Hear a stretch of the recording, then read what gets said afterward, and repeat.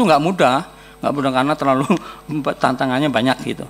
Nah, sekarang datanglah kita ke asal penerimaan dan pendapatan iuran ya, sampai dengan 31 Desember 2024. Jadi kira-kira 2 bulan yang lalu. Jadi Bapak Ibu sekalian, kita jelaskan di sini pendapatan penerimaan itu terus meningkat dari tahun ke tahun. Meskipun spendingnya banyak, lebih meningkat lagi juga gitu. Baru pertama kali tembus 200 triliun lebih untuk RKAT kita setujui tahun 2025 ini gitu. Nah, tingkat kolektibilitas ini Bu Menteri Keuangannya juga menanyain kok bisa-bisanya 98,7% ngoleksi itu ngoleksi iuran. Kenapa? Sudah lebih dari 950.000 channel pembayaran. Ada GoPay, OVO, ada Indomaret, ada, waduh kalau kita sebut 10 aja sulit, ini 950.000 lebih. Jadi luar biasa gitu, termasuk untuk seluruh segmen ya, terutama tadi yang disebut Pak Ketua Dewas yang agak sulit memang peserta PBPU atau bukan penerima upah aja nggak dapat ya, itu paling sulit.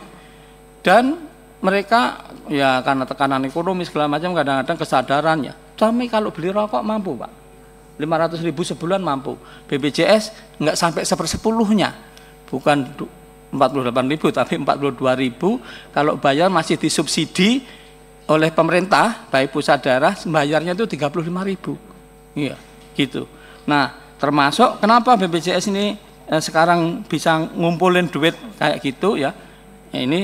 Ini tidak mudah, sekali lagi optimalisasi DAU, ada pajak rokok, ada pemutakhiran data secara berkala dengan kementerian lembaga, koordinasi kementerian lembaga, macam-macam ya. Ada WA Blast, telecollecting atau auto debit segala macam.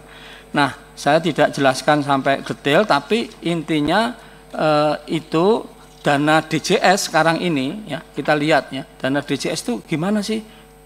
Kok sudah bangkrut atau apa gitu? Saya tekankan di sini, sampai 2025 BPJS tidak akan bangkrut dan tidak akan gagal bayar. Karena di medsos itu, waduh bunyinya gagal bayar, 3 bulan baru dibayar, 6 bulan baru dibayar rumah sakit. Saya sampaikan tidak ada, tolong sebutkan satu rumah sakit di mana, asal klaimnya beres, ya, artinya itu tidak ada dispute ya. Kalau dispute itu diagnosisnya masih dispute gitu ya, masih belum diputuskan. Ya, atau pending klaim ya, itu BPJS bayar tidak lebih dari 15 hari, kami jamin, tidak lebih dari 15 hari. Jangan dibandingkan dengan swasta loh ya. Ini ada orang heran kalau swasta karena kalau segitu terlalu cepat gitu. Untuk diketahui saja. Jadi karena yang kalau di Indonesia itu Pak, berita miring, wah itu yang luar biasa, padahal pamannya mohon maaf, itu pendingnya bisa 2%, rame Pak. Padahal yang 95% lebih enggak pending, dibayar lunas, beres gitu, tapi enggak isu gitu. Isunya itu justru yang kecil yang ini.